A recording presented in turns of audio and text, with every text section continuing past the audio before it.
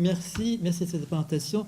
D'abord, je tiens à vous saluer et vous dire que c'est effectivement un acte d'engagement que de venir ce soir vous parler. Parce qu'il y a tellement de raisons négatives pour ne pas le faire que je crois que nous avons aujourd'hui ce choix de soit rester chez nous, confinés, ne bougeant plus et, disons, pensant éviter les malheurs du monde, soit essayer de promouvoir néanmoins la vie, la vraie vie, c'est le thème dont on va parler, en dépit des circonstances difficiles, désagréables qui nous entourent. Donc, si je viens ce soir, c'est aussi pour ça. D'abord pour ça, pour, disons, exprimer une volonté qui, je crois, est largement partagée, de ne pas se laisser aller dans une sorte de renoncement ou de résignation, bref, d'une sorte de passivité à cause de l'environnement que nous savons, mais au contraire de continuer à activer la vie et la vraie vie, pas ce qui serait la pseudo-vie. Alors, je reviens maintenant à cette question de la vraie vie et à votre remarque sur le fait que j'ai le sentiment qu'il y a deux vies possibles, et seulement deux. Alors, c'est un vieux thème de la philosophie. Je vais y revenir. Mais d'abord, je crois qu'il y a effectivement la vie dont on se rend compte qu'elle n'est qu'une apparence de vie, finalement. Pseudo-vie. Par rapport à quoi, ou à laquelle s'oppose ce qui serait vraie vie.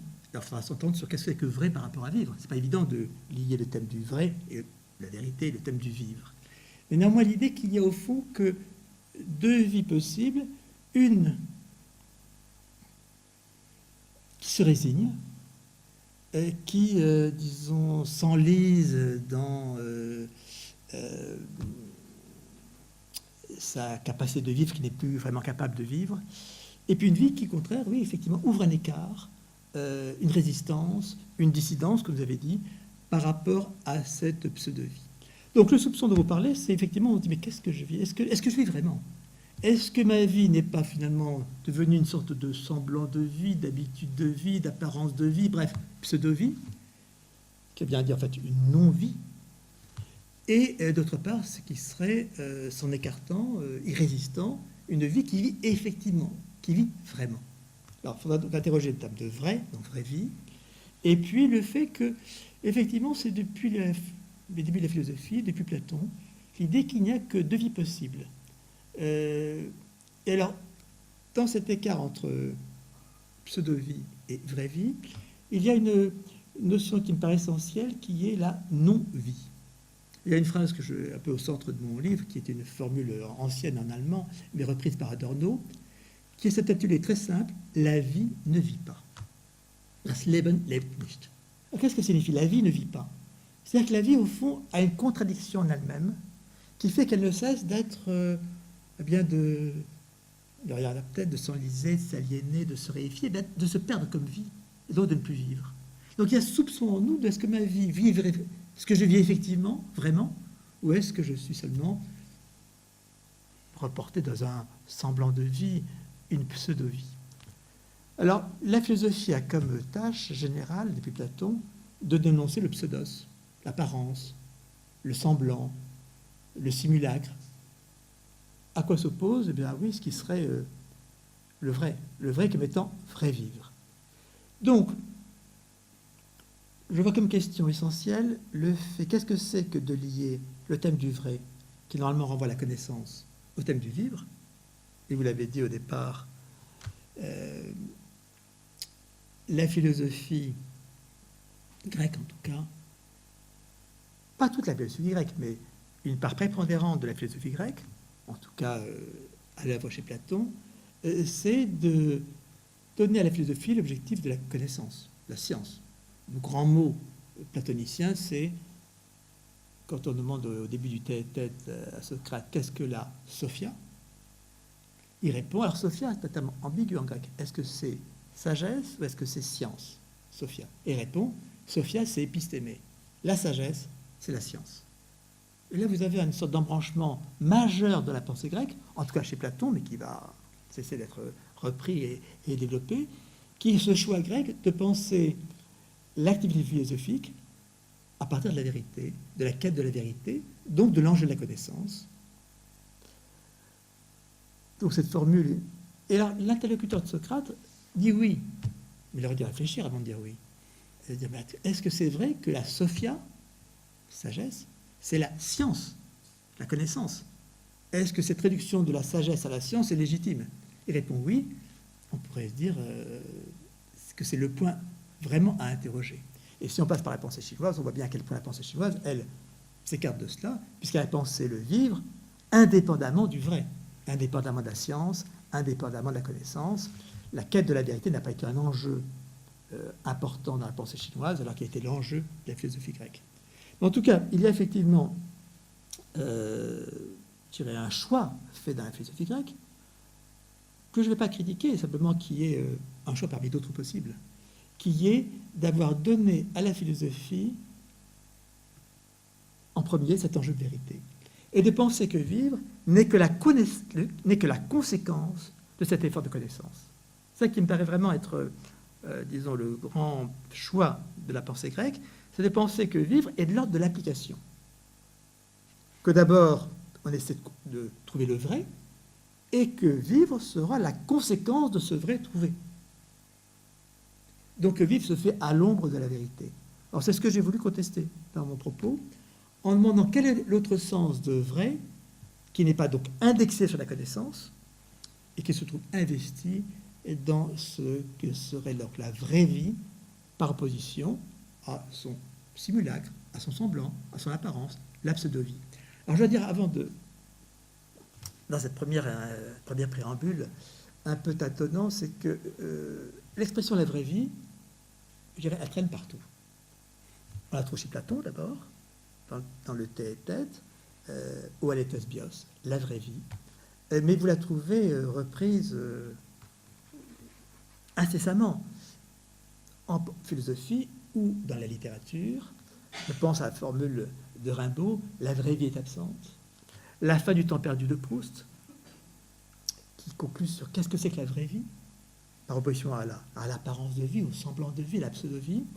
C'est une formule au cœur de la pensée de philosophes allemands comme Adorno, notamment ce très beau texte en fragment, Minima Moralia, avec en exergue « la vie ne vit pas ». Donc c'est une formule qui ne cesse d'être invoquée, mais jamais développée. Et le choix dans ce petit essai, c'était de dire, je vais m'arrêter à cette formule. Pas seulement à l'invoquer comme une sorte de terme suprême, d'expression comme ça, ultime, comme c'est déjà le cas chez Platon, mais de m'arrêter dessus pour voir comment, de cette formulation d'invocation, on pourrait faire un concept. Et un concept, je dirais concept de combat, pour justement ne cesser de dénoncer les pseudo-vies et d'essayer de faire émerger la possibilité d'une vraie vie, donc au sens de vraiment vivre, qu'on va sans doute développer. Oui, alors c'est vrai que la notion de vrai, concept de vrai, est travaillé. Alors, vous faisiez référence à Adorno. Dans vos derniers essais, et Adorno est très présent. On le remarque, que ça soit dans Une seconde vie, dans Des coïncidences, et plus récemment, L'Inouï. Vous mettez une citation d'Adorno que je trouve très éclairante, c'est « La vie est devenue l'idéologie de sa propre absence ». Et sommes-nous donc dans l'illusion d'être en vie déjà? Si c'est le cas, en fait, on ne vit pas. Et nous croyons vivre, mais sans vivre, et même sans s'en douter, donc c'est cette pseudo-vie, le semblant de vie dans lequel nous nous installons sans nous interroger. Alors, la question, c'est comment alors oser le découvrement, puisqu'il s'agit de découvrir pour accéder à l'inouï de la vie, de désadhérer, si je reprends aussi un de vos concepts, pour nous ouvrir à la vie effective, la vraie vie, celle qui vit. Oui, alors, tout ça est un peu difficile à... C'est un chemin pas très facile que de prendre celui-ci. Pourquoi? Parce que, de façon classique en philosophie, et peut-être aussi dans la vie ordinaire, on pense la vraie vie comme étant la vie idéale, comme étant une autre vie. Là-dessus, mon argument est simple. La vraie vie, ce n'est pas une autre vie. Ce n'est pas la vie idéale. La vraie vie, c'est le refus de la non-vie. Donc ça signifie que la vie ne cesse d'être entraînée à s'étioler, à verser dans son semblant, dans ce qui n'est plus qu'une apparence de vie. Et donc notre effort pour vraiment vivre, c'est justement de sortir de ce facsimilé de la vie dans lequel on est si couramment mis, installé, enlisé, pour faire émerger effectivement une capacité de vivre. Alors, ça pose cette question que j'ai juste indiquée avant pour essayer de répondre à ce que je venais de dire. Le rapport entre vrai et vie n'est donc pas que la vraie vie serait une vie indexée sur le vrai, ou une vie qui serait la résultante d'une conception vraie de la vie. La vie n'a pas à se coucher sous la vérité. La vraie vie doit s'entendre autrement, c'est-à-dire, le vrai devenant adverbial, c'est vraiment vivre. Ne pas être dans le semblant ou l'apparence de, mais vraiment vivre. Donc, ce n'est pas que la vie se soumettrait à une certaine conception de la vérité, ce qui a été quand même une tradition importante en philosophie, où d'abord on essaie d'accéder au vrai, et ensuite, en conséquence de ça, on construit une éthique du vivre.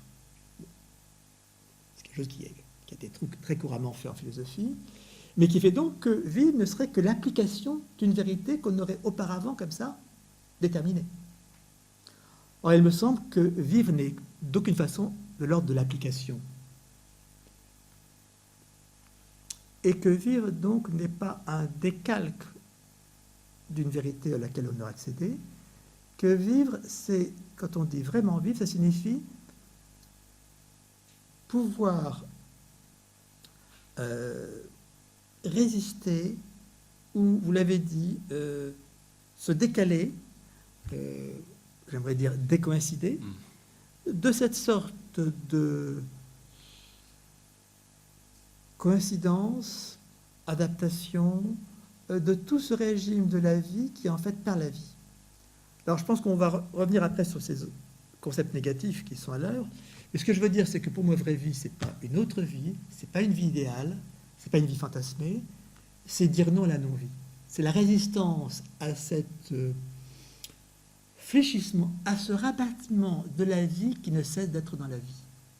La vie est toujours menacée de se rabattre, de s'étioler, de se réduire, de résorber sa capacité.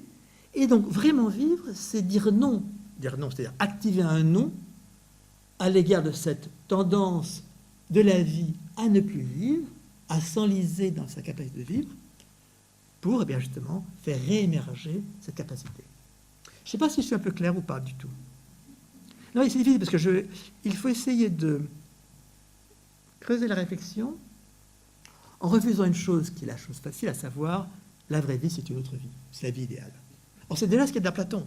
Quand Platon, ils ont fait, invoque pour la première fois dans l'histoire de la pensée le terme de la vraie vie, il le fait en disant, ben, il y a deux vies, la vie, voilà, qu'on vit tous, et puis la vie là-bas, dans l'au-delà, l'au-delà qui est l'au-delà divin, qui est donc le plan des idées, la vie idéale. Et il dit, il oppose ceux qui vivent dans les affaires, la gestion des choses, et puis ceux qui chantent la vie des dieux, la vraie vie des dieux et des hommes bienheureux. Donc Platon, s'il voulait faire quelque chose qui est fondamental, à la fois il fait émerger ce terme de la vraie vie si fécond, mais en même temps il l'arrange aussitôt du côté de la métaphysique, du côté du divin, du côté d'une autre vie, une vie d'au-delà la vie, là-bas qui est le là-bas, disons, qui se révèle après la mort dans la proximité, disons, de l'être et de Dieu. Alors, si on ne fait pas ce choix-là, il s'agit donc de penser la vraie vie au sein même de notre vie, de notre existence, de notre vie de tous les jours, pas dans un ailleurs, disons, un report métaphysique. Penser la vraie vie dans la vie actuelle, la vie qui ne cesse de se renouveler en nous, mais justement en reportant cette exigence de vraie vie, de vie effective, dans la vie que nous menons. Donc non plus, disons, la fuite. Ce que dit Platon, le mot fuite, il n'est pas de moi, il est de Platon, fuguer, Non pas donc fuir cette vie-ci pour chercher ailleurs, dans l'au-delà, dans le là-bas, une vraie vie, mais penser comment, dans cette vie-ci, y développer cette capacité de vraiment vivre. Je suis clair ou pas? Vous voyez que quand le thème émerge en philosophie, sur la vraie vie, dans Platon, dans le tête, il émerge en fait dans une sorte de bifurcation qui est soit la vie d'ici, et donc restreinte, relative et non satisfaisante, et puis une autre vie projetée dans un là-bas, ailleurs, au-delà, et, dit la page suivante, en ressemblant le plus possible au divin, donc dans la proximité et de l'être absolu et de Dieu. Donc c'est le là-bas, et qui est le là-bas d'après la mort, donc il dit fuir la vie d'ici pour se reporter dans une vraie vie qui est là-bas, ailleurs, dans l'au-delà. Ça, c'est la pensée classique. Et je pense que le souci de la modernité, c'est de dire non. Ne nous fions plus à un là-bas du salut, qui est fuite, mais pensons ce que peut être la vraie vie dans la vie actuelle, la vie d'ici. Non pas d'ici-bas, d'ici. C'est pas un bas qui s'opposerait à un au-delà. C'est la vie d'ici, c'est la vie qu'on vit. Alors, comment faire que la vie qu'on vit ne soit pas une non-vie? C'est la question telle qu'on peut repenser dans notre, disons, pensée contemporaine. Vous l'avez dit, la vraie vie est pour vous un concept de combat. Alors, est-ce que combat, on peut le mettre au pluriel? En tout cas, il m'a semblé que un des combats, c'est relancer la philosophie, et notamment en face d'un marché du bonheur qui inonde les librairies. Vous en avez parlé très bien dans plusieurs essais, notamment dans l'Inouï, il me semble, sur la fin de l'essai. Est-ce que c'est un concept de combat qui fait face au marché du bonheur, du développement personnel? Oui, alors, j'ai dit concept de combat, pour qu'on s'entende. D'abord, qu'est-ce qu'un concept? C'est un outil. Ce n'est pas une représentation, ce n'est pas une idée, ce n'est pas une notion, c'est, disons, une forme de pensée qui sert d'outil, qui sert. Le concept, il est d'usage. C'est ça qui est essentiel pour penser le concept. Donc le philosophe, c'est quelqu'un qui crée des concepts pour que ça serve. Que ça serve à penser, que ça serve à vivre. Le concept, c'est ça. C'est donc de l'ordre de l'outil. Et alors, si je dis des concepts de combat, parce que dans l'histoire de la philosophie, il y a toute une tradition de concepts d'eux. Alors, concept souche, dit Kant, souche de l'entendement, c'est-à-dire les concepts originaires de l'esprit, ce qu'on appelle les catégories. On dit beaucoup de concepts fondamentaux, Grundbegriff. Chez Freud, il y a ça, tout ça, chez Lacan, tout ça.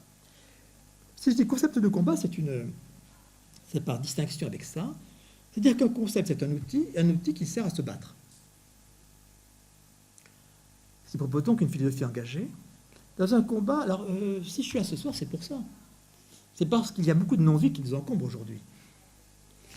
Et notamment, je voudrais distinguer deux termes en rapport au vivre, ce qu'on appelle le vital et ce qu'on peut appeler le vivant. Et le risque que nous connaissons tous aujourd'hui, c'est de réduire le vivant au vital. Ça donne de penser la vie comme étant la survie. Alors, qu'il soit légitime de se laver les mains, et bon, ça, je comprends très bien, c'est pas ça que je mets en doute.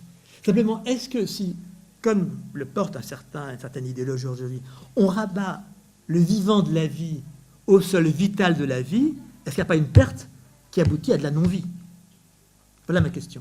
Donc vous voyez, ce n'est pas un combat dans les airs, ce n'est pas un combat, disons, d'une scène métaphysique que j'inventerai, c'est, dans l'urgence du temps présent, c'est qu'il y a effectivement vivre se dédouble entre ce qui est la condition, savoir la vie du vital, et ce qui est, disons, non pas l'idéal, j'ai dit que je écartais cette idée idéaliste de la vie, mais ce qui est, disons, l'ambition, qui est vraiment vivre. C'est-à-dire être effectivement vivant. Donc la menace aujourd'hui qu'on connaît tous, c'est de réduire le vivant à du vital. Rabattre le vivant dans le vital, qui n'est plus que la survie. Donc je pense important de se retrouver le soir comme ça pour parler de philosophie, parce que parler de philosophie entre nous, ça, justement, ça redresse une dimension de effectivement vivant, ne se réduisant plus à ce seulement vital. Vous voyez ce que je veux dire? Bon. Donc c'est un propos d'ici et de maintenant, engagé dans ce risque que nous cessons d'éprouver, de laisser perdre la capacité d'être effectivement, activement vivant dans une sorte de contentement ou de satisfaction, disons, à ce qui est seulement le vital. Parce que la contradiction, c'est quoi? C'est que vivre, nous sommes depuis toujours dedans. En même temps, nous n'accédons pas au vivre. Donc vivre est une chose étrange, traversée par une fêlure et même une contradiction. C'est qu'à la fois, dans le fait de vivre, je suis toujours dedans, enfin, depuis que je suis inscrit dans le vivre. Et en même temps, nous n'accédons pas au vivre. Donc vivre à la fois, c'est ce dont nous ne cessons de devenir en tant qu'être en vie, et en même temps, c'est l'ambition suprême. On n'a pas d'autre ambition que de effectivement vivre. Vous voyez, vivre se trouve donc fendu, fêlé en deux, entre ce vivre dans lequel je suis toujours déjà. Si je remonte dans mon propre passé, je suis toujours déjà vivant, enfin, c'est ça qui me constitue au départ. Et en même temps, ce vivre auquel nous n'accédons jamais. D'où la phrase de Rimbaud, la vraie vie est absente. Nous sommes donc travailler dans notre vivre, c'est être tendu entre ce vivre dans lequel on est déjà tout, déjà, et ce vivre auquel on n'accède jamais vraiment. Entre cette vie qui est celle du vital, dans laquelle on se trouve déjà inscrit, installé, qui est l'origine de nous-mêmes, et puis ce vivant, cet effectivement vivant, ce pleinement vivant, qui est toujours comme ça une ambition désirée. Je crois que vivre est en tension, dans cette tension entre les deux. Donc, deux termes qui me paraissent pouvoir faire concept et par rapport à la situation contemporaine, le vital, le vivant. Le vivant ne se réduisant pas au vital. Bien sûr, le vital est la condition du vivant, mais le vivant ne se ramène pas, ne se réduit pas, ne se résorbe pas dans le vital. Alors, c'est vrai que dans l'effet de l'idéologie ambiante, aujourd'hui, on a un risque de ramener, de rabattre effectivement le vraiment vivant dans le seulement vital. Alors, si je dis combat, c'est par rapport à ça. Parce qu'il me semble que l'exigence de la philosophie, si elle sert à quelque chose, c'est de rappeler justement l'exigence de l'effectivement vivant, y compris dans un contexte où la préoccupation générale entre nous, c'est la survie du vital. Parce que je crois que, si vous voulez, ce qu'on appelle la morale, il n'y a rien d'autre au fond que la retombée de la capacité d'être effectivement vivant. Qu'au fond, ce qui se joue d'essentiel dans la vie, c'est est-ce que je réduis ma vie à du vital ou est-ce que je la promeux dans de l'effectivement vivant. Et ça, c'est ce qu'on ne cesse, disons, de vivre, de traverser comme exigence à tout instant de sa vie.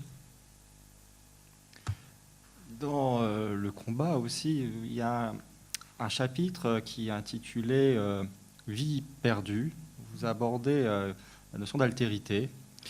Dans ce chapitre, vous accusez, on peut le dire, la connexion généralisée, le virtuel numérique.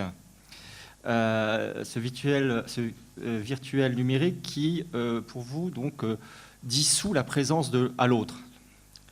Car en diluant le vrai de la vraie vie, ces connexions virtuelles retirent toute présence à l'autre et ne permettent pas de rencontrer l'autre effectivement.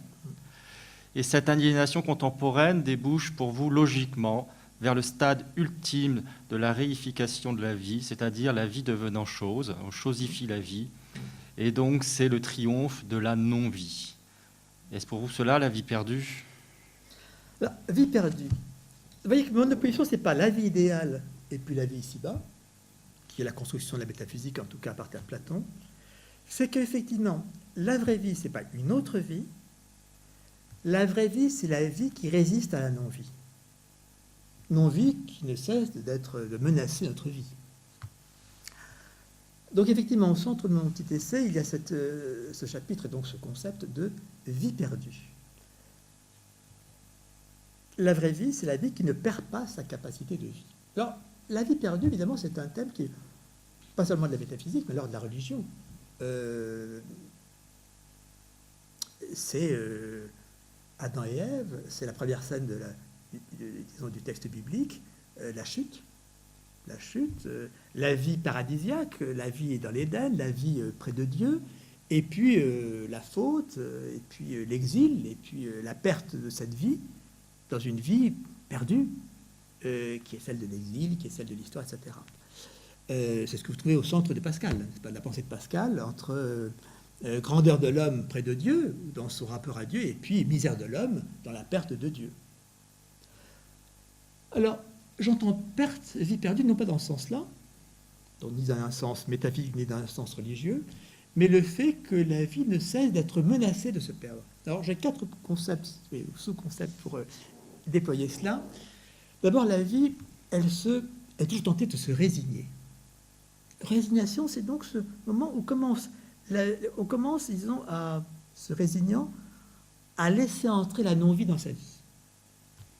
Résignation, on connaît tout ça, n'est-ce pas? C'est par rapport à soi. Parce que la résignation, c'est pas le renoncement. Le renoncement, c'est encore actif. La résignation, c'est cette sorte de passivité qui nous vient. On dit « je me résigne ». On dit « je renonce à quelque chose ». Renoncer, on dit c'est encore actif. Mais se résigner, c'est donc ce rabattement de sa vie qui se fait sans qu'on... Non seulement sans qu'on le veuille, mais disons, sans même qu'on y pense. Quasiment malgré soi. On se résigne. Le français est beau, là. Je me résigne, c'est donc de moi avec moi. Cette sorte de rétraction. Dans la vie à deux, n'est-ce pas, je l'évoque dans mon livre, quand on vit avec une personne comme ça, quel est ce moment où, la première fois où on se résignerait? Silence, ou disons attitude qui fait que finalement, voilà, il y a quelque chose qui se fait qui est de l'ordre de la réduction, de la résorption, de la perte d'une sorte de ce qu'est l'essor de la vie. Résignation. Seconde modalité, l'enlisement. Je n'ai pas d'autre terme que cette image. La vie s'enlise. La vie ne cesse de s'enliser parce qu'on est au même endroit, on fait les mêmes choses. Bref, ce n'est pas seulement l'habitude, c'est le fait que, ce qu'on appelle la lise. Vous savez, la lise, c'est un beau mot de l'ouest de la France, là, de la Bretagne ou de la Normandie, enfin, c'est le bord de la mer où il y a la lise où on s'enlise. La lise, c'est qu'on n'avance plus, c'est qu'on s'enfonce. La vie est soumise à ça, ou du moins exposée à ce risque-là, qui est que parce que on vit au même endroit, avec les mêmes personnes, on fait les mêmes choses, cet effet d'enlisement qui nous, voilà, dont on n'est pas vraiment conscient, mais qui fait que la vie, s'enlisant, n'est plus dans l'essor, mais voilà. Donc résignation, enlisement. Alors le premier concept pour moi, c'est aliénation. Alors quand je dis aliénation, évidemment, je reprends un concept du marxisme, mais auquel j'essaie de donner une seconde vie, qui est l'aliénation, c'est le fait qu'on est rendu autre que soi-même, aliéné. Alors dans la vision, c'est un terme d'abord hegelien, puis déployé par le marxisme, l'aliénation de classe, c'est pas, le prolétariat exploité et aliéné. Mais je crois qu'on peut, alors ça existe toujours, mais disons qu'on peut déployer le concept d'aliénation au-delà de son contexte marxiste premier. C'est là que je m'approche de la question que vous posez, ou du moins du point sur lequel vous intervenez, et qui est que notre vie ne cesse d'être menacée d'aliénation. Alors c'est vrai que je pense que ce qu'on appelle le numérique ou le virtuel ne cesse de faire ça. Alors dans l'époque actuelle, ça me paraît tellement marqué. L'aliénation, elle me paraît d'abord venir de tout ce qui est le médiatique et le publicitaire. C'est plus seulement l'aliénation du temps de Marx, mais l'aliénation par le marché mondial. Le fait que nous cessons d'être rendus autres que nous-mêmes, dans notre singularité, dans notre ipséité, tel qu'en moi-même, parce que cet effet, disons, du marché mondial, et là, à quoi se rajoute une couche, en quelque sorte, qui est tout ce qu'a installé le virtuel, le numérique, l'écran qui fait écran, n'est-ce pas, dans nos vies, au nom d'une commodité qui est celle du...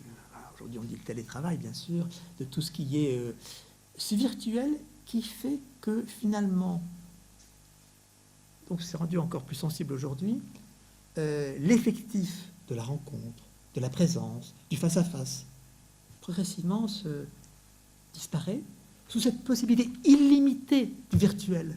On pourrait rencontrer tout le monde. Donc en fait, on ne rencontre personne, effectivement.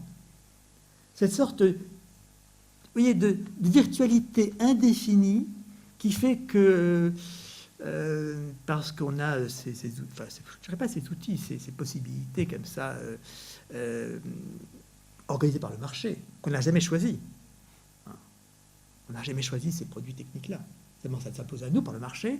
Et bien, le fait qu'on croit pouvoir rencontrer la planète, tous les gens, etc., sans fin, et qu'on est conduit à ne peut-être plus rencontrer quelqu'un, effectivement. Alors, je prends une scène toute simple. Au café. Moi, je suis sensible quand je vois un couple qui est là, chacun en train de pianoter sur son portable. Au lieu d'être l'un en face de l'autre, à se parler, à se regarder dans le vis-à-vis, dans le face-à-face, et donc dans l'exigence du face-à-face, chacun est en train de son texto, là, son truc, et je me dis, quelle perte c'est là, pour prendre le terme de perdu. N'est-ce pas une vie perdue, parce que c'est une rencontre perdue, parce que c'est une présence perdue. Ça ne se passe pas dans l'au-delà, ça se passe là, maintenant, ici.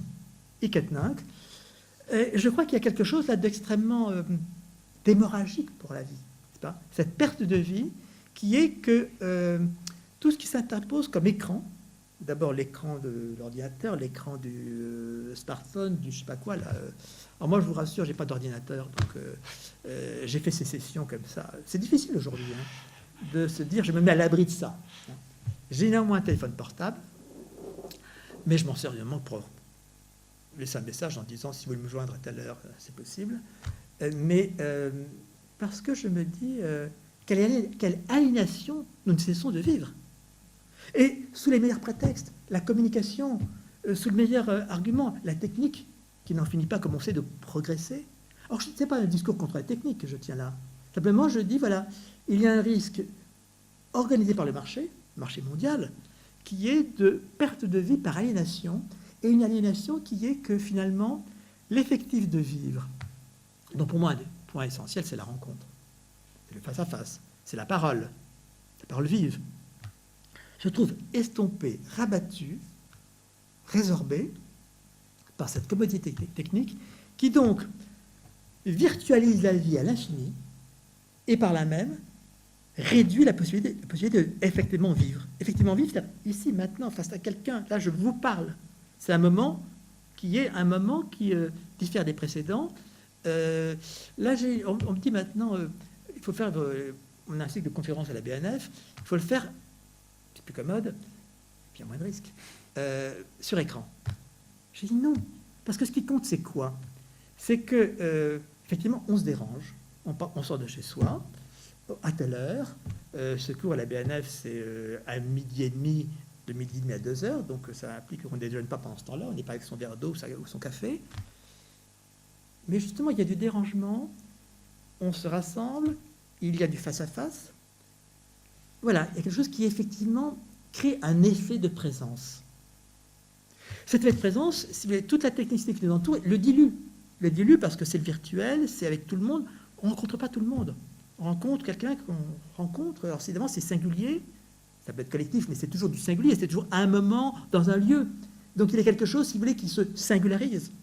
Mais la rencontre a ça comme condition. Sinon, on ne rencontre pas. On est une sorte d'embrassement général de toute l'humanité, mais en fait, il n'y a plus d'effectifs à l'œuvre. Donc je pense qu'il y a un risque d'aliénation, que effectivement l'appareil et médiatique et numérique ne cesse d'organiser, ils ont leur profit à ça, et qui conduit à ce qui est mon dernier concept dans cette cascade descendante. Je dis résignation, je dis enlisement, je dis aliénation, et finalement réification, terme aussi qui vient du marxisme, c'est-à-dire que la vie devient chose. Elle n'est plus vie, elle devient non-vie. Chose, reste, je deviens chose. La vie se réifie. Donc, qu'est-ce que c'est que la vraie vie pour moi ? C'est une vie qui... j'aime beaucoup ce préfixe en français de dé, comme on dit, défaire, déconstruire, décoïncider, peut-être qu'on en parlera tout à l'heure. Eh bien, la vraie vie pour moi, ce n'est pas une autre vie, ce n'est pas une vie idéale, c'est la vie qui se dérésigne, la vie qui se désenlise, la vie qui se désaliène et la vie qui se déréifie. C'est donc dans cette capacité à défaire ce qui vient de non-vie dans notre vie que la vie se promeut en vraie vie. Donc ce n'est pas une autre vie, c'est une vie qui dit non à la non-vie, qui ne cesse de menacer la vie. Je donne donc 4 images: résignation, enlisement, aliénation, réification. Or, je crois qu'effectivement, si vous voulez, aujourd'hui, la commodité technique tend à réifier nos vies. C'est-à-dire à les priver d'une capacité d'essor singulière, active, et donc sélective. On donne l'idée aujourd'hui qu'on peut tout faire. Non, qu'on peut rencontrer tout le monde, qu'on peut avoir comme ça des... c'est Google qui organise ça, non? Je fréquente peu ça, mais je le vois. Je dis comme je vois ça au café. L'idée que donc on peut être en réseau avec un nombre infini d'interlocuteurs, d'internautes, de gens avec qui on sera en communication.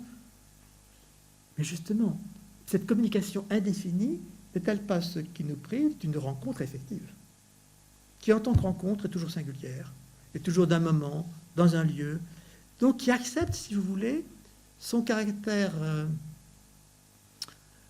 disons, oui, singulier, je ne vois pas d'autre mot.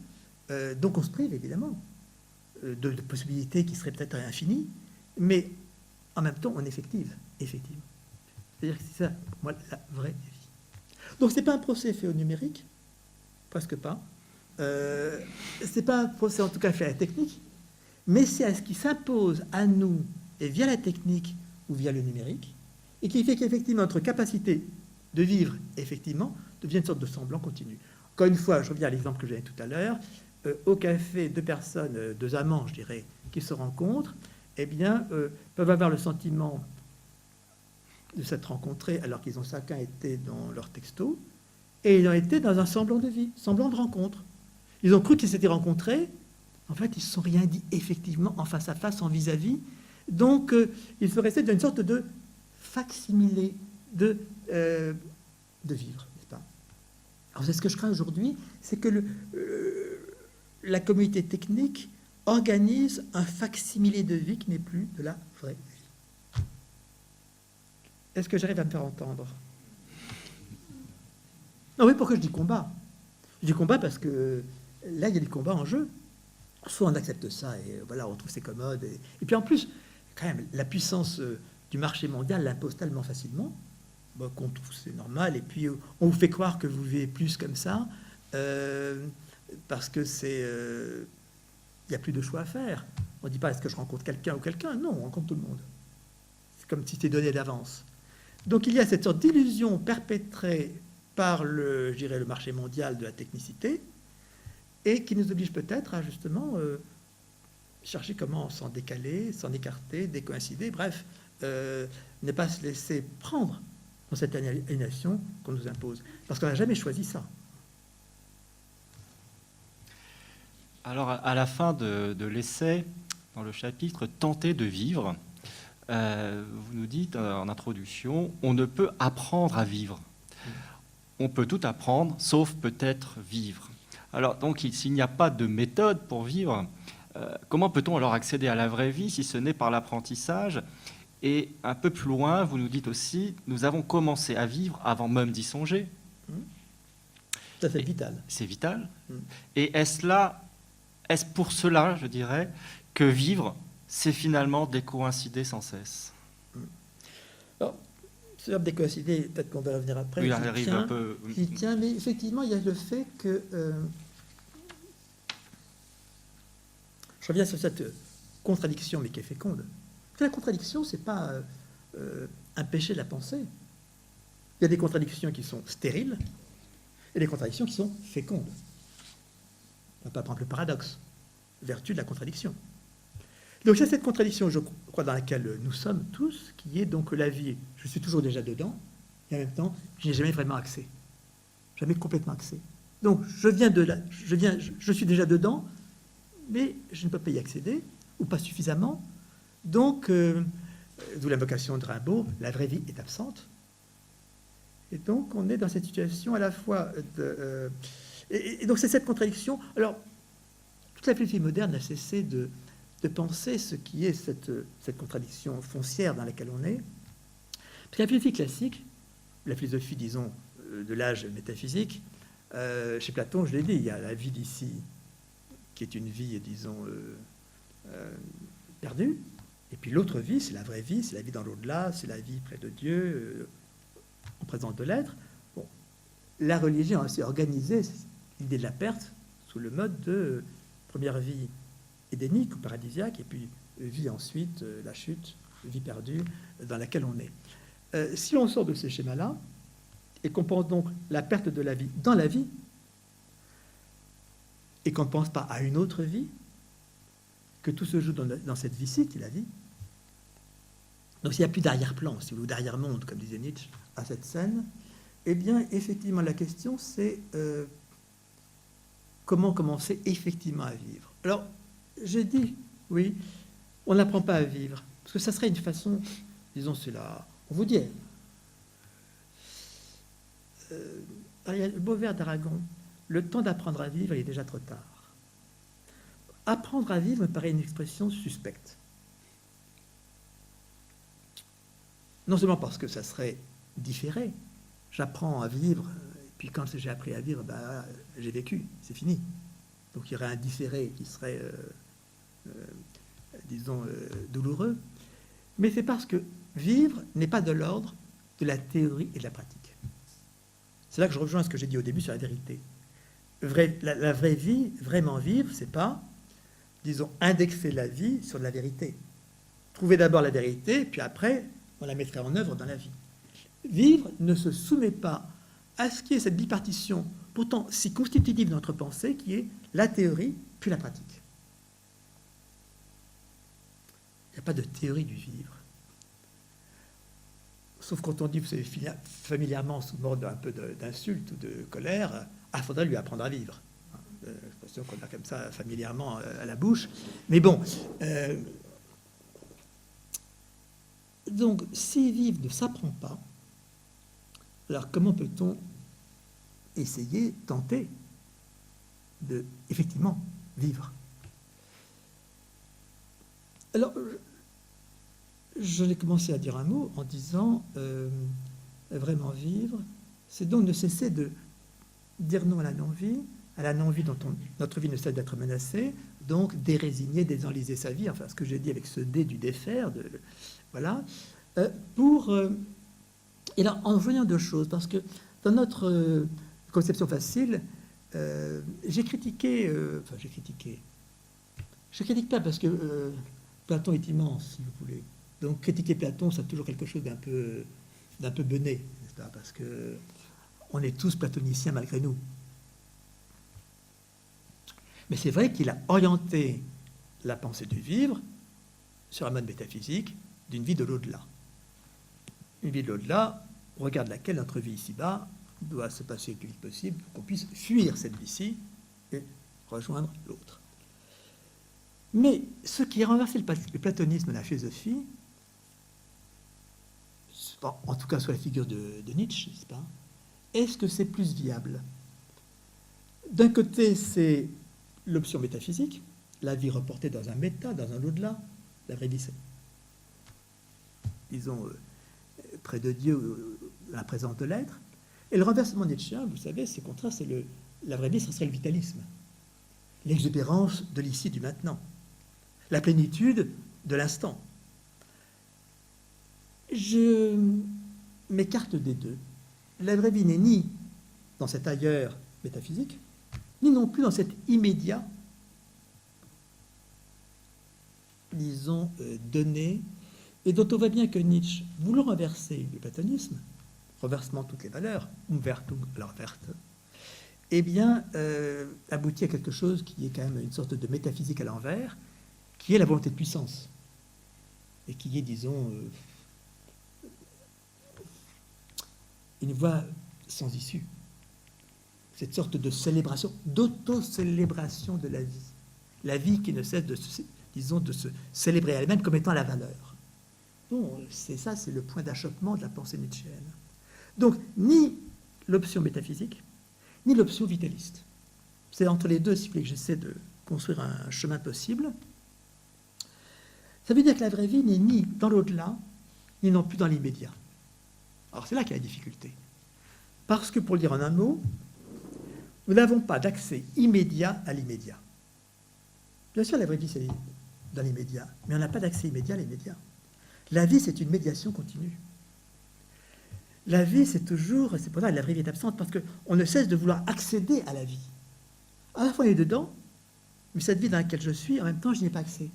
Donc, si vous voulez, la vraie vie n'est ni dans le régime du méta, de la métaphysique, l'au-delà, ni non plus dans le régime de l'immédiat qui serait d'emblée donné, notamment l'immédiat du corps. Alors, je fais allusion à mon propos à, vous savez, la fin du cimetière marin de Valéry, qui est une sorte, qui est post-nietzschéen, qui est une sorte d'invocation, fermons les livres, et puis plongeons dans l'onde, ressortir vivant, cette sorte de vitalité du corps, n'est-ce pas, qui serait à l'envers de la pensée qui nous écarterait de la vraie vie, ce serait dans le corps, dans la pulsion, dans le se plonger dans la mer, n'est-ce pas, la fin du cimetière marin, que serait la vraie vie.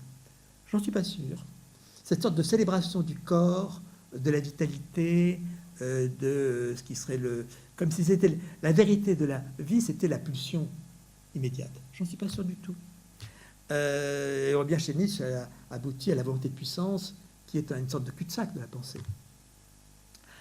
Ce qui m'amène à penser que, au fond, au lieu de faire comme le fait Valéry, qui oppose vivre à penser, il me semble qu'il y a au contraire une analogie, ou plus qu'une analogie, entre vraiment vivre et vraiment penser. Bon, c'est ce qui, évidemment, pour moi, justifie la philosophie. Parce que s'il n'y avait pas cette jonction-là entre vraiment vivre et vraiment penser, eh bien, à quoi servirait la philosophie?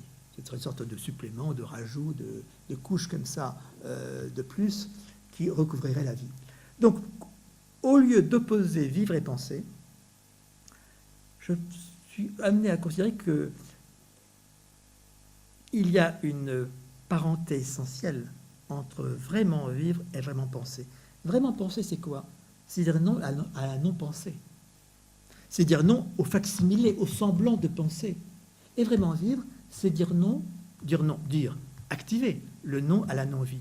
Donc vivre et penser sont peut-être dans une proximité, une connivence essentielle à l'encontre de la métaphysique qui a reporté le vivre dans la pensée, à l'encontre de Nietzsche, du vitalisme, qui a, disons, voulu libérer vivre de la pensée, chez Nietzsche, ou disons, ce que j'évoquais à l'instant dans le poème de Valéry, que je trouve, bon, on a tout ça en tête, n'est-ce pas, courant dans l'onde, ressortir vivant, bon, bien, mais c'est la fin du poème, mais je trouve ça plutôt court, cette opposition de la pensée qui m'éloignerait du vivre, qui déserterait le vivre, et la vraie vie serait à l'encontre de la pensée, donc le corps, la pulsion, plonger dans la mer, bon, très bien, on plonge dans la mer, mais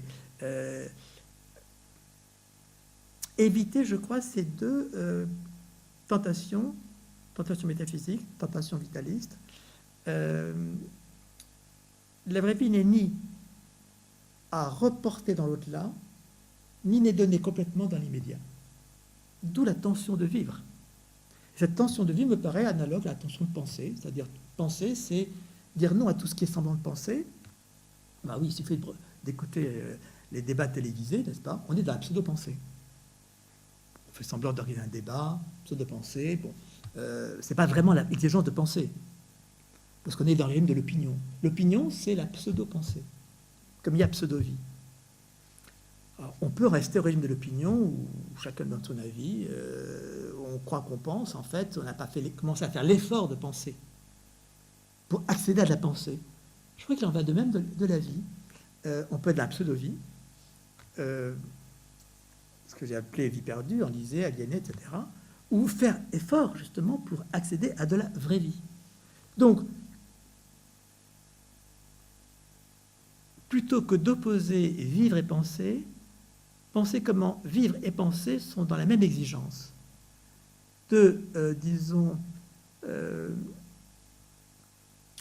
dépasser ce qui serait l'apparence, le semblant, on croit qu'on pense, on croit qu'on vit, pour essayer de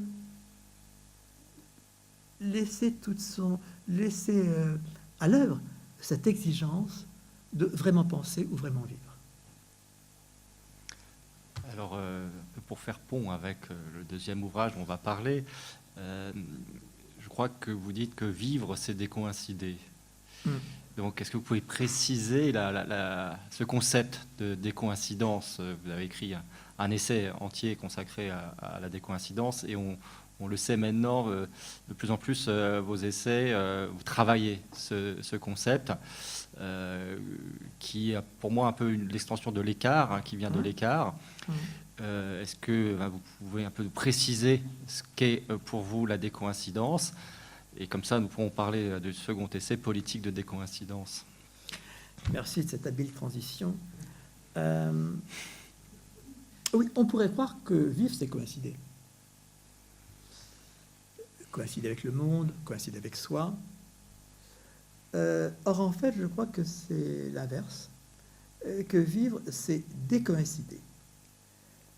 Alors, il faut que je justifie cela, et que je justifie aussi le concept de décoïncidence qui, effectivement, est devenu central dans mon travail. Si je le dis personnellement, c'est parce que dans mon itinéraire philosophique, vous avez aimablement rappelé au départ, moi je viens des Grecs, c'est de la philosophie, donc des Grecs, et j'ai fait le choix de décoïncider de la pensée grecque en passant par la pensée chinoise. Pourquoi je dis décoïncider?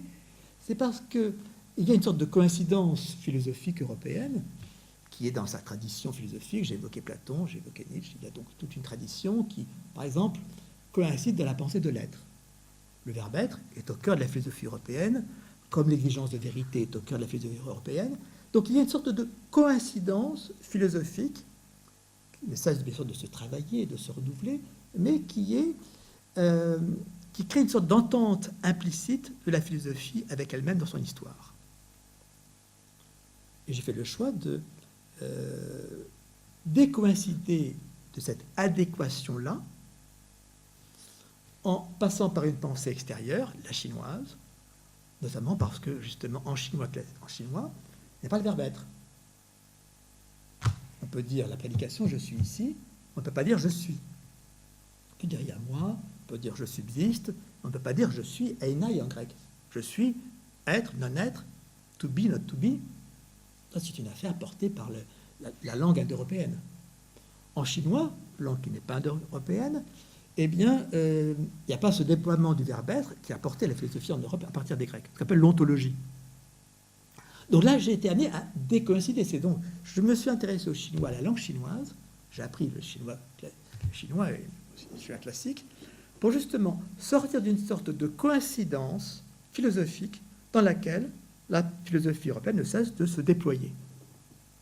Bien sûr, en ne cessant de se travailler, en ne cessant de s'inventer. Je ne mets pas du tout en question son inventivité. Simplement, on ne peut pas, si vous voulez, décoïncider du verbe être si on ne sort pas de la langue de l'être, qui est la langue grecque, française, européenne, ou indo-européenne plutôt, dans laquelle on est. Donc mon chantier philosophique, si vous voulez, s'écartant de la philosophie européenne, passant par la pensée chinoise, la langue pensée chinoise, était un effort de décoïncidence. C'est pour ça que ce concept, j'y tiens, parce qu'en fait, c'est pas j'y tiens, c'est simplement, c'est aussi la logique de mon itinéraire. Décoïncider de la philosophie européenne en passant par la langue pensée chinoise, de façon à remettre au travail la philosophie. Donc c'est pas, vous l'avez très bien dit au début, c'est pas l'exotisme, c'est pas du tourisme, c'est pas seulement aller voir ailleurs, c'est simplement, c'est donc essayer de sortir de l'évidence de notre pensée en se déplaçant dans un autre contexte de langue et de pensée, de façon à ne pas être, disons, sous le régime d'une évidence de choix implicites qu'on n'a pas pensé. Parce qu'évidemment, ce détour par la pensée chinoise, la langue pensée chinoise, j'insiste sur l'aspect langue pensée, c'est de façon, quand je reviens sur la pensée européenne, de laisser apparaître comment des choses qui me paraissent évidentes, aller de soi, insoupçonnées, comme le verbe être, par exemple. Donc, j'aurais pensé, si je n'étais pas sorti de la langue de l'être, la langue européenne, que toutes les langues articulaient l'être. Comme toutes les langues, vous pouvez dire je suis, je ne suis pas, être ou ne pas être, l'être et le néant. Ben, je ne sais pas comment traduire néant en chinois. Ni être ni néant. Donc vous voyez le dérangement que ça provoque, la décoïncidence que ça organise par rapport à la pensée dans laquelle on est. Donc je suis passé par la pensée chinoise, la langue pensée chinoise, pour voir comment, au fond, ce que nous prenons pour des évidences, comme allant de soi dans la pensée, au fond, relève de choix implicites, non réfléchis, dans lesquels on pense. Donc, repose sur un impensé qu'on ne pense pas. Alors quand je dis impensé, c'est pas critique, simplement on pense toujours à partir d'impensé, de choses qu'on n'a pas pensées. On pense à partir d'un impensé. Notre pensée est adossée à de l'impensé. Justement, décoïncider la pensée européenne permet d'avoir un regard oblique, via la Chine pour moi, sur l'impensé de notre pensée. Je suis clair ou pas? Bon, c'est une stratégie philosophique. Et je pense beaucoup en termes de stratégie philosophique, stratégie du vivre, n'est-ce pas? Quand je dis on ne peut pas apprendre à vivre, peut-être qu'il y a une stratégie pour justement accéder à de la vraie vie en, disons, nous écartant de la non-vie dans laquelle nous sommes si facilement jetés. Donc, ce concept de décoïncidence, alors je dis ça comme mon affaire personnelle, mais je pense que c'est l'affaire même de la philosophie. Si je pense à Aristote par rapport à Platon, on peut dire Aristote critique Platon. Mais ça, c'est au stade des arguments. Je dirais plus profondément, Aristote décoïncide de Platon. C'est-à-dire qu'il sort de la coïncidence installée par Platon, pensée des idées, etc., importance des mathématiques dans la philosophie, etc. Il en sort pour eux. Donc Aristote décoïncide de Platon pour ouvrir un autre accès au pensable que celui ouvert par le platonisme. Donc je vois l'histoire philosophique comme une sorte de décoïncidence continue.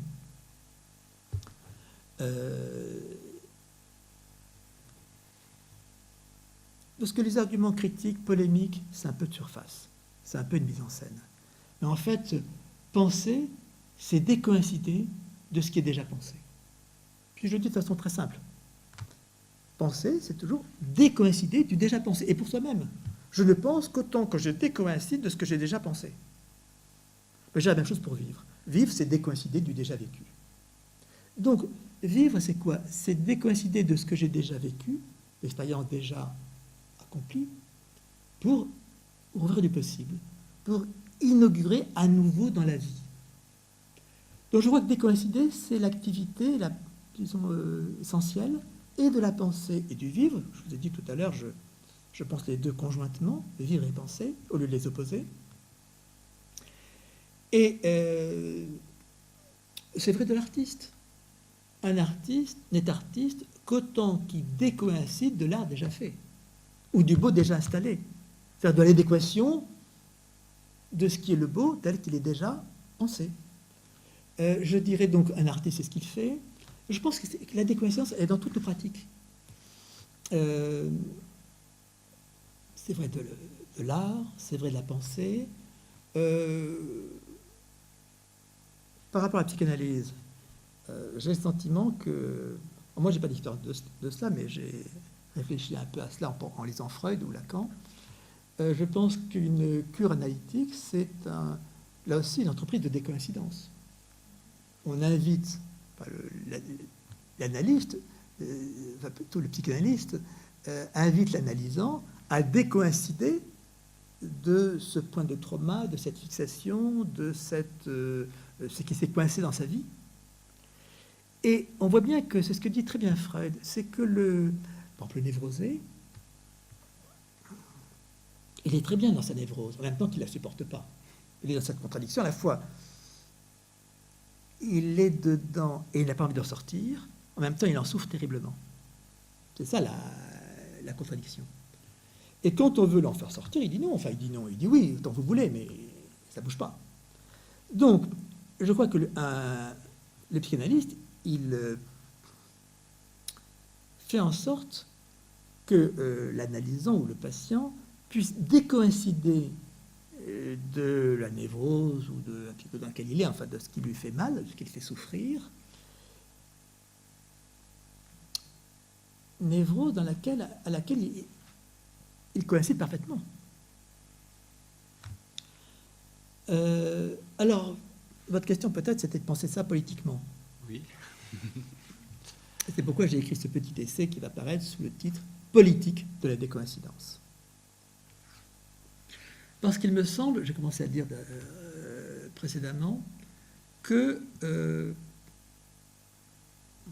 les médias, l'opinion, organisent un régime de coïncidence. C'est-à-dire thématisent des choses qui ne sont plus interrogées, qui sont dites comme allant de soi.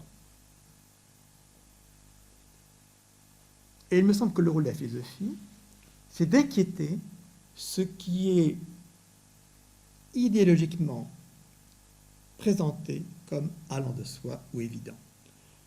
Je dirais donc qu'une idée devient idéologique quand elle devient coïncidente. C'est quand une idée devient coïncidente, c'est-à-dire qu'elle est portée par une opinion qui est en adéquation avec elle-même, adaptée, qu'elle devient idéologique. Et je pense que la philosophie, c'est l'effort pour remettre en question l'idéologique. L'idéologique, c'est donc la coïncidence collective. C'est vrai que les médias aujourd'hui organisent beaucoup une coïncidence collective d'opinion. Et je pense que la philosophie, c'est justement ouvrir une brèche, ouvrir une décoïncidence dans cette coïncidence idéologique organisée par le médiatique. Je dis le médiatique, c'est parce que j'ai le sentiment qu'effectivement aujourd'hui, les médias, c'est pas comme on dit, le quatrième pouvoir, c'est le premier. Que le politique, le judiciaire courent après. Et que, disons, je ne parle pas des journalistes, hein, personnellement, c'est l'organisation, la scène médiatique qui organise, qui thématise toute notre vie. Oui, on a traversé le Covid. Bon, le CAIR, le souci d'eux, n'est-ce pas, est devenu un thème idéologique, disons, généralisé. La précaution, Alors qu'on vous dise, lavez-vous les mains, très bien, je suis d'accord. Mais que ce soit, disons, l'idéologie qui s'instaure et qui s'implante et qui, disons, se structure toute notre existence, c'est contre quoi je résiste. Donc il me semble que l'idéologie, donc je dis une idée, quand elle devient coïncidente, c'est-à-dire qu'elle est collectivement admise et qu'elle n'est plus interrogée, devient de l'idéologie. C'est ma définition, si vous voyez, de l'idéologie. Vous voyez, même l'écologie, aujourd'hui, devient, disons, un thème idéologique. Heureusement, tout le monde veut, disons, la survie de la planète. Et simplement, donc la cause est bonne, bien sûr. Simplement, le fait que l'écologie devienne une sorte de thème coïncident fait que ce n'est plus réfléchi. Voir que c'est quelque chose à l'abri de quoi les intérêts les plus, disons, personnels font leur chemin, à l'ombre de cette idéologie qui n'est plus réfléchie. C'est ce qui me paraît, disons... alors, je dirais, au fond, qu'est-ce que c'est que l'idéologie? C'est de l'obédience. Et je poserai donc obéir à un verbe que, comme ça, j'essaie de proposer dans mon... qui serait obédir. Oui, je pense que la philosophie, parfois, elle doit oser des néologismes, en tout cas quand ça lui sert. L'obéissance, on sait ce que c'est. Alors, c'est vrai que la modernité a fait valoir le droit, le mérite de la désobéissance. Alors qu'on a des millénaires qui ont prôné l'obéissance, je dirais un peu partout. Alors, en Chine comme en Europe, c'est pareil, n'est-ce pas? L'obéissance comme étant, disons, ce qui structure le social, le politique, il fait qu'elle marche. Il faut obéir. Et le XXe siècle, à travers des épreuves douloureuses, a compris que ce n'était pas sûr du tout. Et donc, vous savez, une grande phrase des procès de Nuremberg après la Seconde Guerre mondiale et la Shoah, qui a été qu'on les juge, non pas pour avoir désobéi, mais pour avoir obéi. Obéi à l'obédience nazie. Hein. Donc on a fait apparaître, et je crois à juste titre, n'est-ce pas, à quel point ce n'est peut-être pas l'obéissance, mais la désobéissance, toujours ce dé du défaire, n'est-ce pas, qui pouvait être porteuse d'exigences éthiques et politiques. Mais est-ce suffisant? Est-ce qu'il suffit de désobéir à un acte qu'on nous demande et qui est injuste? Je pense qu'il y a en amont de la désobéissance ce que j'appellerais la désobédience. C'est-à-dire défaire l'obédience qui fait qu'une autorité peut nous imposer telle chose. La désobéissance, elle est, comme on dit, civique, elle est directement politique, éthique et politique. La désobédience, elle est une exigence philosophique. Donc dans ce petit livre, je plaide pour un engagement philosophique en politique. Et donc philosophique, ça veut dire avec une raison conceptuelle. Et ce concept de décoïncidence me paraît pouvoir faire le lit, ou disons permettre de penser ce que peut être un engagement non pas idéologique, mais philosophique en politique. Je dis ça parce qu'il y a une époque précédente, qu'on connaît bien, qui est celle des intellectuels engagés. On a tous des noms en tête. Sartre, Foucault. Alors j'ai une défiance à cet égard. Bon, ce sont des œuvres, disons, très inventives, et ce n'est pas à l'égard de leur pensée que je m'en prends.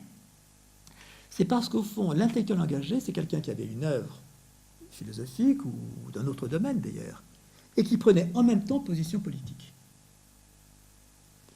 Mais leur position politique n'était pas la conséquence de leur pensée. Ce n'est pas d'avoir écrit L'être et le néant qui justifiait Sartre dans ses prises de position, disons, avec la cause du peuple vendue sur les grands boulevards.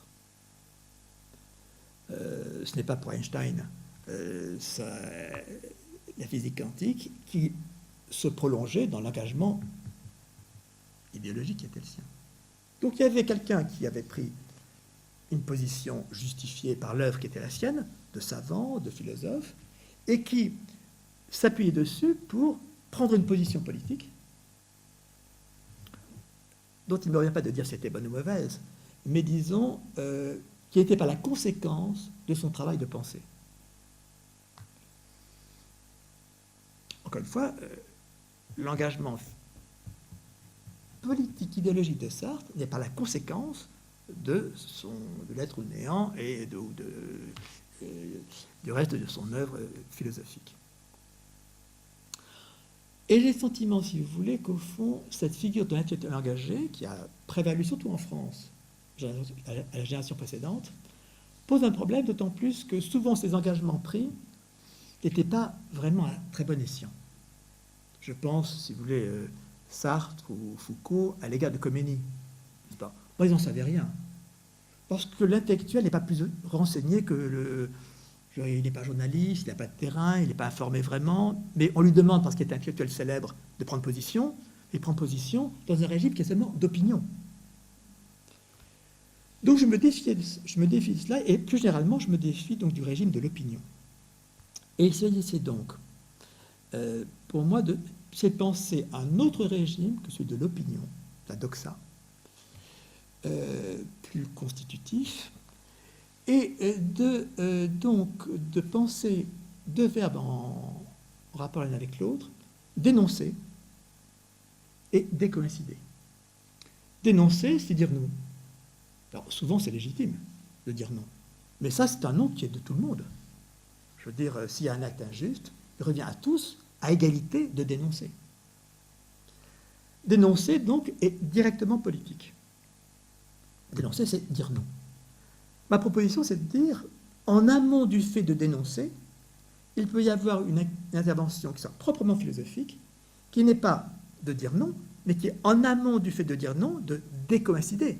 C'est-à-dire de dénoncer non pas l'acte injuste, mais l'obédience qui a abouti à l'instauration d'un pouvoir qui conduit à cet acte, disons, injuste. Donc, en amont de désobéir, en amont de la désobéissance, il y aurait la désobédience. La désobédience, c'est donc défaire l'obédience qui aboutit à cet effet d'autorité porté comme ça collectivement par l'idéologie et qui fait que c'est imposé à nous. Donc, non pas seulement dénoncer, mais en amont de dénoncer, décommercialiser, c'est donc ouvrir un écart par rapport à l'idéologie installée, par rapport à cette opinion collectivement acceptée, à laquelle on adhère comme ça, sans plus y penser, pour, disons, s'en décaler et commencer de la réfléchir. Alors, il me semble que les médias sont quand même des grands organisateurs d'obédience. Et que la philosophie a donc cette exigence de se décaler de l'obédience installée idéologiquement, collectivement, pour pouvoir en désadhérer, inquiéter disons, ce qui est comme ça collectivement à faire, oui, d'adhérence. Alors là, je distingue deux choses. Donc, je vous dis un peu mon outillage intellectuel ou conceptuel. Donc, je dis, une idée, c'est quand elle devient coïncidente, c'est-à-dire objet d'une adhésion collective, qu'elle devient idéologie, et donc n'est plus inquiétée. Ce qui m'amène donc à distinguer deux termes qui sont le collectif et le commun. Et je pense que l'exigence philosophique en politique, c'est justement faire passer du collectif, de l'adhésion collective, idéologique, à du commun. Et le commun n'est pas le collectif. Ça, je voudrais bien que ces distinctions soient conceptuelles, soient claires. Le collectif, c'est de l'additif. Quelqu'un plus quelqu'un plus quelqu'un, ça fait une collectivité. Et donc, quand une idée est collectivement partagée, elle est portée à être coïncidente et donc à devenir idéologique. Le commun, c'est tout autre chose. Ce n'est pas de l'additif, ce n'est pas de l'agrégatif. Le commun, c'est du partage. Comme les Grecs conçoivent le commun, le koinos, c'est du partage. On a eu l'occasion de parler d'ailleurs il y a quelques années ici. Oui, tout à fait. Le commun, c'est du partage. C'est avoir part à, c'est participer à. Ça, c'est le politique. Ce n'est pas idéologique. Donc, l'idéologique est produit par le collectif d'adhésion collective, la coïncidence collective. Le commun est proprement politique et lui est à promouvoir. Le commun, c'est le partage, savoir part à. Le commun, c'est participer. Alors, je crois que c'est ça le cœur du politique. C'est ce que les Grecs nous disent depuis Aristote, n'est-ce pas? Le commun de la famille, le commun de la cité, le commun, c'est donc du partage. Donc la question, c'est de passer du collectif au commun, de passer de l'idéologique à du proprement politique. Je ne pense pas, si vous voulez, que l'idéologie collective forme du commun. Elle forme de l'adhérence, elle forme de l'impensé, elle forme, disons, c'est l'opinion du troupeau.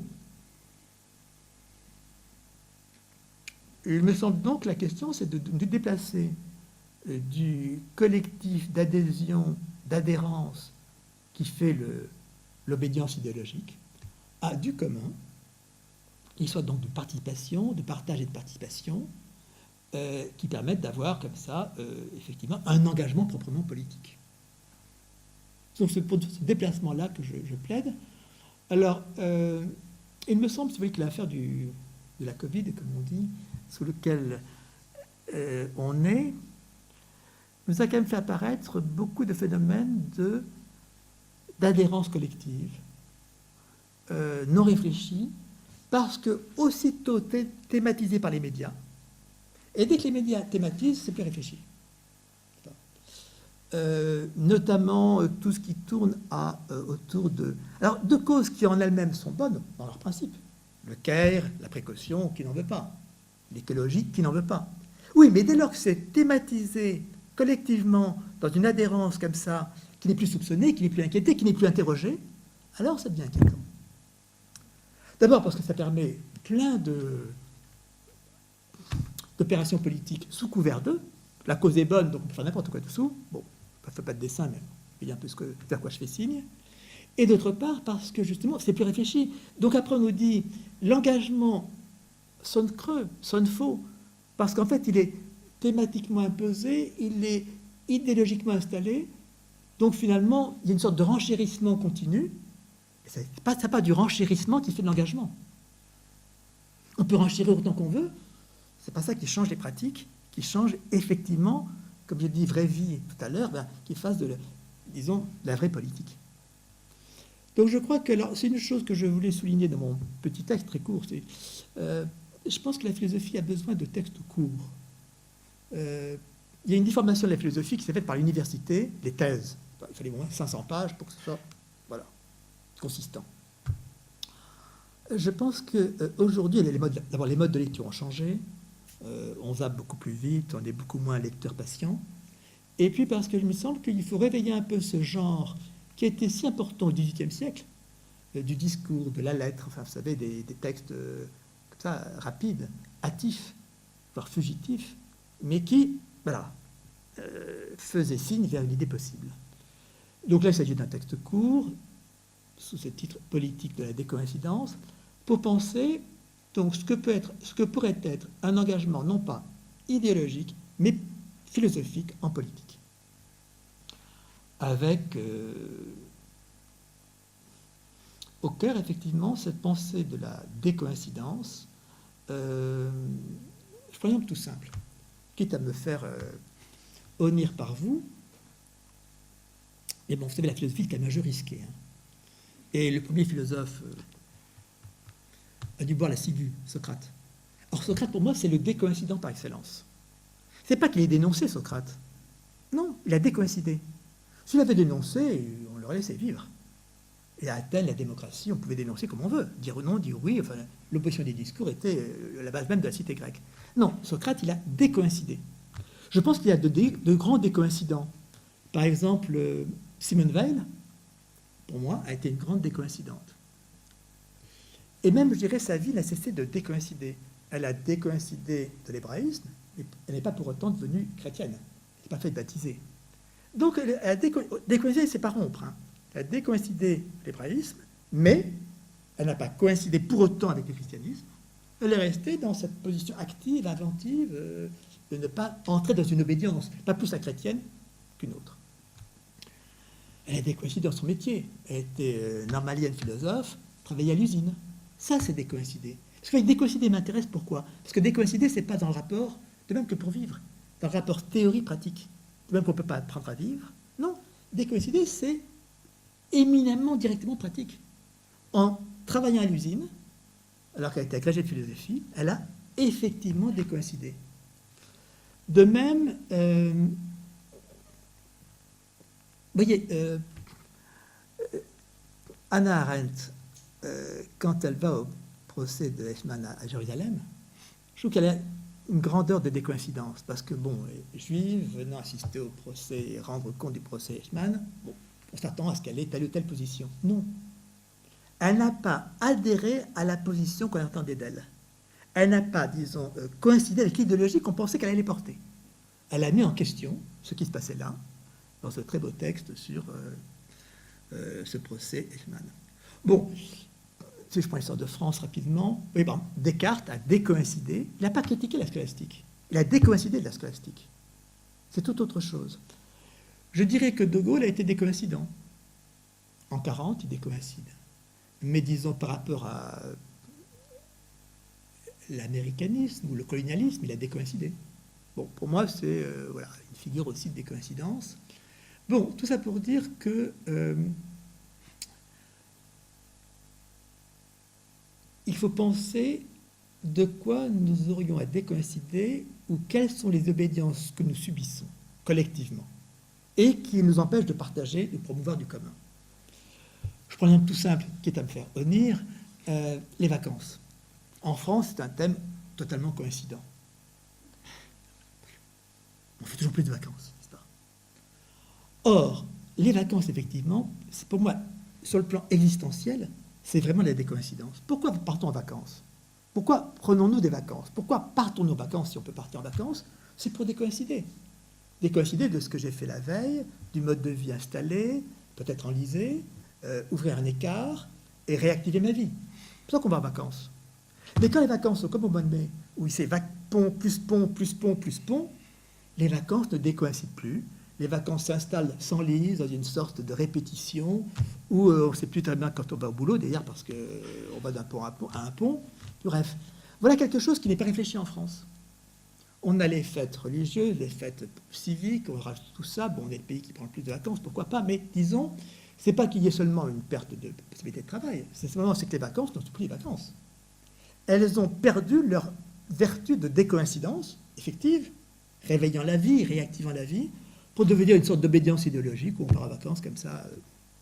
J'en dis pas plus. Mais je crois que le Covid nous a fait éprouver notamment comment des thèmes en eux-mêmes justifiés, précaution, CAIR, devenant thématiquement, collectivement imposés, n'ont plus été inquiétés, n'ont plus été réfléchis, ne nous engagent plus en fait. Et, disons, tissent une sorte d'obédience généralisée qui fait chape. Et sous cette chape, eh bien, la vie politique active, effective de la participation se trouve, à mon sens, eh bien, réduite, résorbée, bref, désactivée. Voilà un peu ce qui est ma tentative de penser ce que pourrait être un engagement philosophique en politique à partir du concept de décoïncidence qui me paraît directement à l'œuvre. Quelquefois, c'est pas... Alors, je me pose une question, c'est pourquoi aujourd'hui on ne peut plus faire de révolution. Et donc, il y a des possibilités que je récuse ou dont je m'écarte. Je pense que parce que la révolution repose sur le rapport justement théorie-pratique.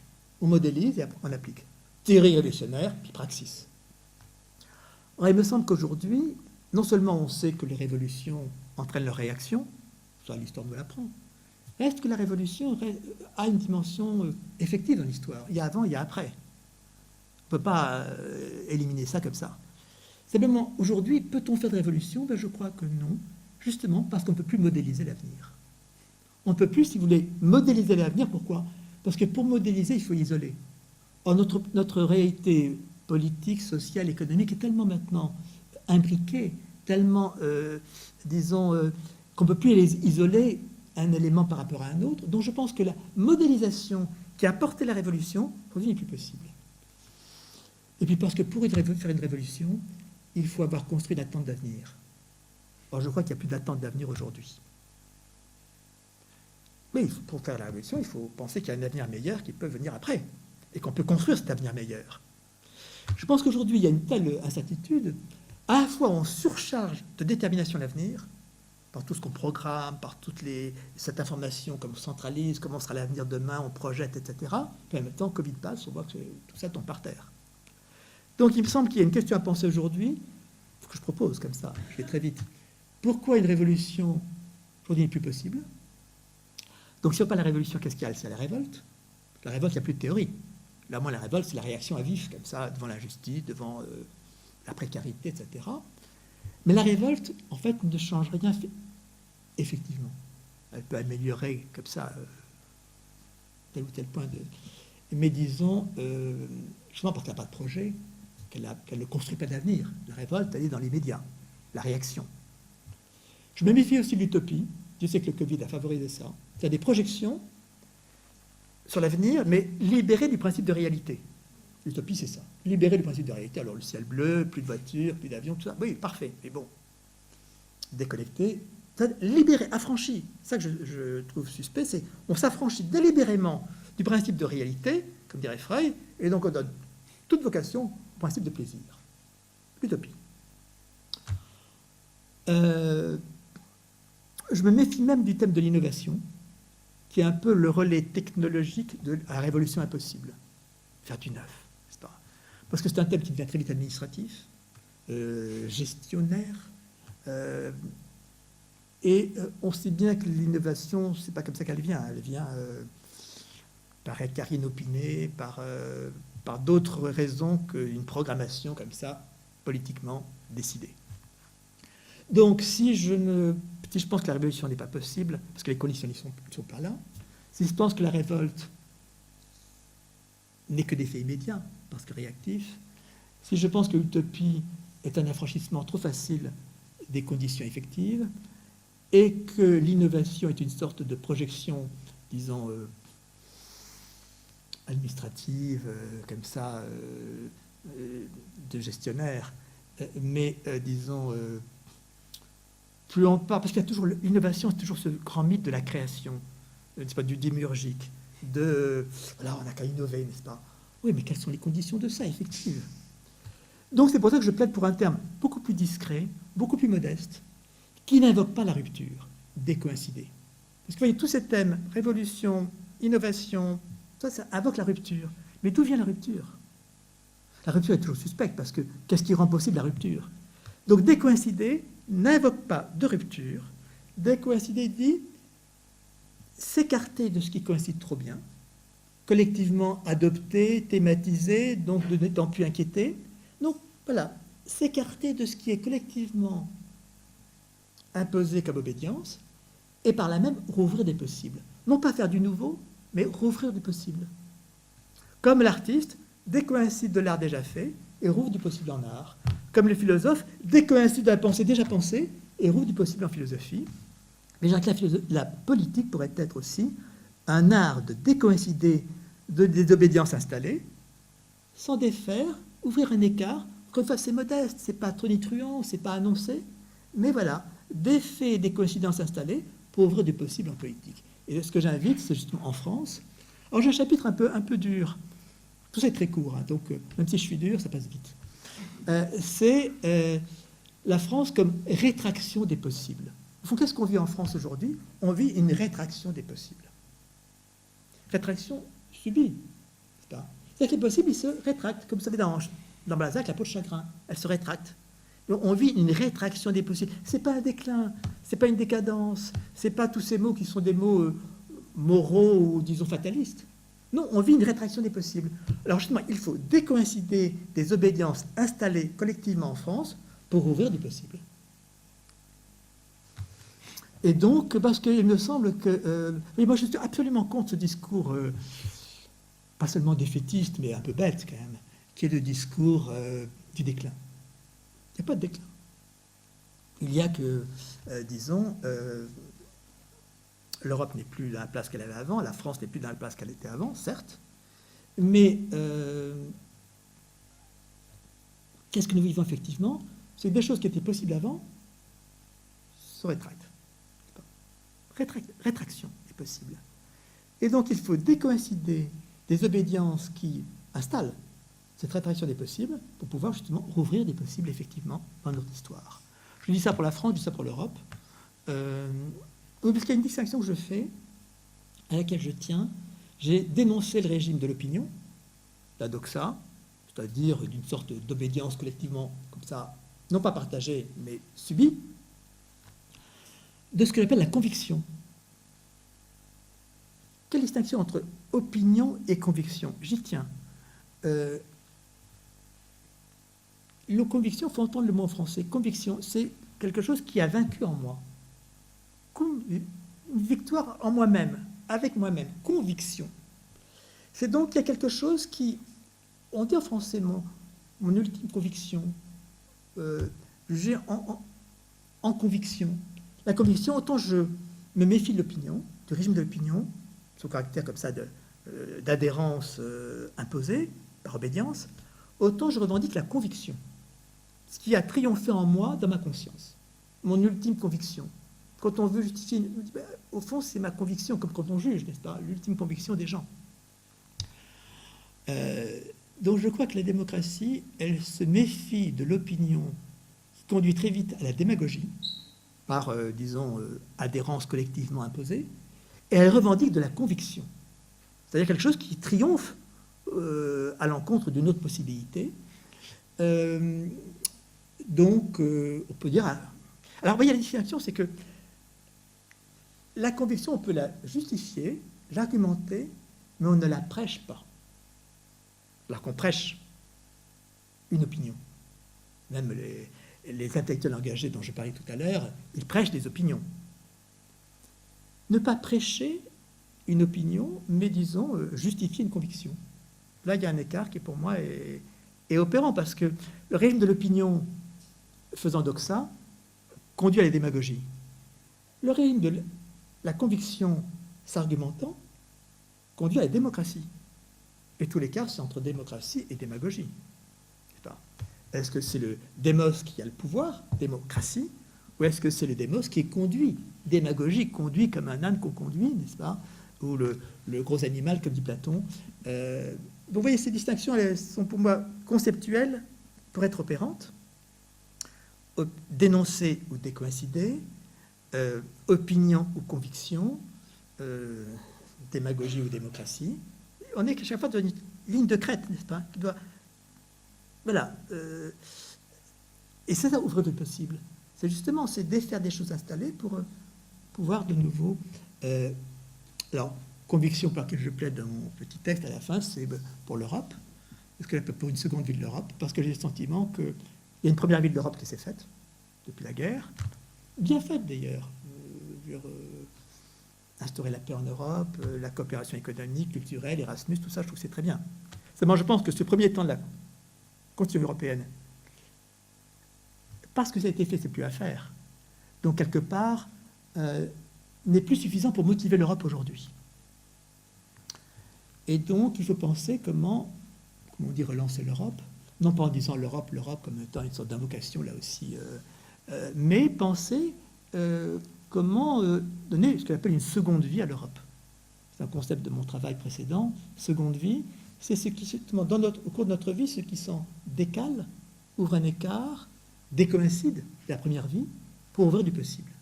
Mais je dirais que l'Europe, je crois, est invitée à décoïncider d'un premier temps positif comme il a été, pour justement sortir de ce qui s'est installé dans cette, disons, c'est bien obédience, mais même bureaucratie européenne, bref, pour relancer la possibilité de l'Europe, rouvrir du possible en Europe. Alors, parmi ces choses pour lesquelles je milite, au titre de la décoïncidence, il y a une chose qui me paraît aberrante aujourd'hui, en tout cas à dénoncer pour en décoïncider, c'est l'Europe du globish. L'Europe qui n'a plus qu'une langue. L'Europe, si vous voulez, qui est dans son anglais, mauvais anglais bâtard, n'est-ce pas, du globish, c'est l'anglais du marché mondial, hein, c'est pas l'anglais de Shakespeare. Hein. Mais je pense qu'il y a une décoïncidence première en Europe, qui a fait Europe, qui est qu'il y a des langues de culture en Europe. Je ne défends pas le français, non, je défends l'allemand, l'italien, le polonais, le français, enfin, il y a des langues de culture qui ont fait l'Europe. Mais voilà une forme de décoïncidence, et quand vous avez l'exigence, avec un Italien ou un Allemand, d'écouter l'allemand et l'italien, et de répondre en français, puisque c'est là c'est le moment où on est le plus à l'aise pour parler, mais d'écouter la langue de l'autre, là on décoïncide. Ce n'est pas programmé, c'est effectif. C'est-à-dire qu'on décoïncide de l'obédience idéologique installée par une langue unique, qui est une langue en fait venue par les marchés, par la commodité, par justement le médiatique, pour ouvrir la possibilité de faire parler les langues d'Europe. Or, c'est d'abord par les langues que l'Europe a été l'Europe. C'est la grande phrase, la traduction est la langue de l'Europe. C'est une phrase, je crois, qu'il faut réveiller aujourd'hui. La langue de l'Europe, c'est la traduction. C'est-à-dire qu'il y a des langues, et des langues qui se, disons, justement, ne coïncident pas. Et c'est cette non-coïncidence des langues européennes qui permet une réflexion des langues entre elles, bref, un travail de réélaboration d'une langue dans une autre langue, etc., qui est de la pensée, qui suscite la pensée. Donc voilà, pour aller très vite, comment me semble-t-il le concept de décoïncidence, qui, me paraît à l'œuvre dans la philosophie, en tout cas que moi j'ai essayé de promouvoir dans mon travail via la Chine, pour décoïncider la pensée européenne et la remettre en chantier, peut servir politiquement pour, disons, faire apparaître des enjeux importants qui soient la désobédience, le commun, l'exigence démocratique à partir de la conviction, etc. Pour bientôt conclure, mais je voudrais, vous m'avez aimablement transmis le manuscrit de ce prochain essai politique de la coïncidence, et je voudrais dire qu'on sent bien dans les dernières pages que vous ne souhaitez pas mener seul cet engagement philosophique. On voit bien le nous y est de plus en plus présent. Et je dirais, de fait, incitez-vous tous ceux qui le souhaitent à vous rejoindre pour mener cet engagement. Oh, c'est pas me rejoindre, vous êtes trop gentil, Stéphane Gaulier. Non, nous avons engagé une association. Alors, sous un titre évidemment paradoxal, mais j'ai dit que la contradiction ou le paradoxe peuvent être féconds, qui s'appelle Association des coïncidences. On va penser une association, mais sur le mode, non pas coïncident d'un bêlement idéologique convenu, mais une association décoïncidente. Donc ça s'appelle association décoïncidence, au pluriel en plus. Alors donc ça pose un problème. Qu'est-ce que peut être une association à travers la décoïncidence. Ça signifie donc que c'est une association qui n'est pas grégaire, qui n'est pas d'obédience, qui n'est pas d'un bêlement collectif, sous une enseigne comme ça, ou une bannière qui serait comme ça rassemblante, mais c'est une association qui essaie de mettre en rapport les décoïncidences de la pratique, dans la pratique artistique, philosophique, j'ai évoqué la psychanalyse, j'ai évoqué et politique. Donc, effectivement, c'est un paradoxe, certes, mais je pense que notre scène aujourd'hui politique, médiatique, est tellement occupée par des gens qui donnent leur opinion, et surtout, moi, il y a beaucoup de sujets sur lesquels je n'ai pas d'opinion, parce que je ne sais pas. Je ne suis pas au courant, je ne suis pas expert de ça, donc votre opinion, ben, je n'en ai pas. Et je pense qu'il peut être légitime de ne pas avoir d'opinion. Il y a plein de questions qui m'échappent. Donc, si vous voulez, c'est penser une association qui ne soit pas sur le mode du collectif, du grégaire, etc., dont de l'opinion, de la doxa, mais qui fasse communiquer des pratiques de décoïncidence et les rende effectives avec cette perspective politique. Parce que la politique, ce n'est pas un domaine à part dans la vie de la cité. La politique, c'est justement la mise en œuvre de pratiques diverses. Je propose de décoïncidence dans l'art, dans la médiation, dans tous ces domaines. Et pour qu'un verbe entre dans la langue française, c'est le verbe décoïncider. C'est pas verbe pratique. C'est pas modéliser puis appliquer, mais vivre, c'est décoïncider. Décoïncider de mon passé et rouvrir du possible. Eh bien, la politique, je pense, peut être aussi dans cette perspective-là, où décoïncide des obédiences installées du collectif, comme je l'évoquais, de ce qui est déjà thématisé et donc n'est plus réfléchi, pour, disons, rouvrir du possible. Donc, effectivement, une association... alors, moi, comme je suis un militant de base, j'ai, pour trouver à la sortie, un prospectus, enfin une page, hein, les moyens sont rudimentaires, mais c'est bien comme ça, d'ailleurs, pour porter une exigence dans la mesure où je pense qu'on peut se résigner, je l'ai dit en commençant, et accepter, subir l'aliénation, la réification, tout ça, on peut. Et si on ne veut pas faire ça, si on résiste à ça, si on veut revenir à une dissidence au terme de départ, un écart par rapport à ça, je pense que, effectivement, il ne faut pas se penser en individu isolé, il faut penser que c'est du commun partageable. Et la décoïncidence, elle est partageable. Donc, association décoïncidence, c'est pas l'utopie, parce que, encore une fois, venant ce soir, vous allez décoïncider avec la facilité de se dire, oh là là, mettre un masque, c'est compliqué, etc., etc. Donc ça, c'est actif, effectif, déjà à l'œuvre. C'est ça qui me paraît important, c'est que cette époque nous y porte de plus en plus à décoïncider. Encore une fois, c'est un terme modeste. C'est pas, disons... mais c'est effectif. Donc ça rejoint ce vrai de la vraie vie dont nous parlions en commençant.